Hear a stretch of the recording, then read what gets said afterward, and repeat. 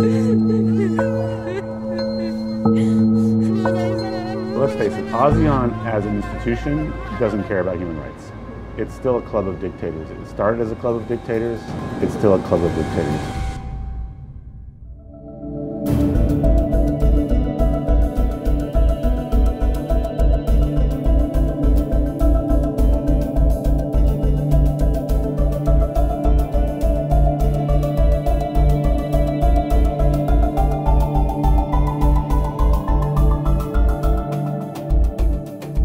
And when the atrocities took place against the Rohingya, Aung San Suu Kyi said nothing.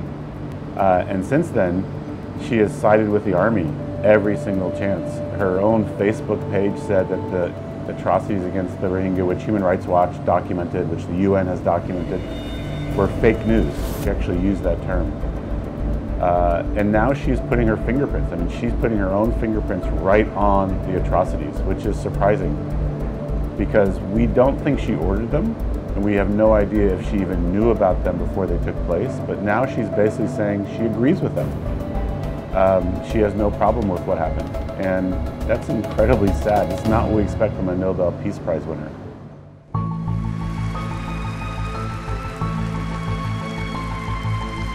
I think that she can only argue either one, that these crimes didn't happen, which is ridiculous because there's massive evidence, or that they did happen but that it wasn't genocide. If she takes the second approach, that would actually be a very major admission by the Burmese authorities. Either way, she's going to look very bad. Well, let's face it, ASEAN as an institution doesn't care about human rights. It's still a club of dictators. It started as a club of dictators. It's still a club of dictators. The other countries, including Thailand, have been against any kind of concerted international action. And that's a shame on Thailand. Thailand knows what's happening in Burma probably better than any other outside country, and yet they haven't lifted a finger to protect the Rohingya. Should the Rohingya go back? If you are a Rohingya, why would you go back right now? Nobody can promise you that you will be protected. Your villages have been burned. The same military that forced you out of the country is still in power. Your house probably doesn't exist anymore. You are probably going to face a life of fear and insecurity. There's no jobs. Many Rohingya have lost their land permanently, so they can't even grow rice to eat.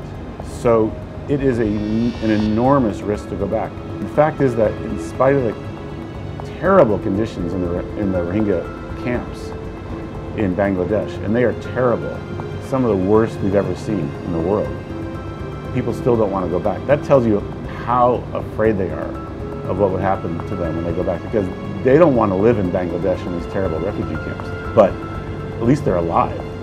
At least they can eat every day. And they don't have to worry every night when they go to bed whether they're going to be attacked by the army. It's really very sad to say that the human rights situation now is worse than when the NLD civilian government came to power. Now, the NLD will have some arguments. One, they don't control the army. They don't control the police. And two, they are under a lot of pressure from the military, including because the Constitution has not been amended to give the civilians control.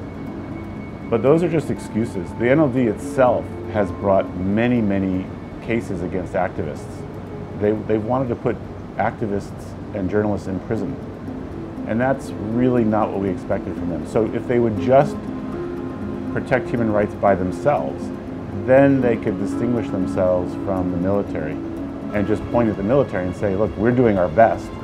There are limitations in what we can do, but the military won't let us have a country that is completely respectful of human rights.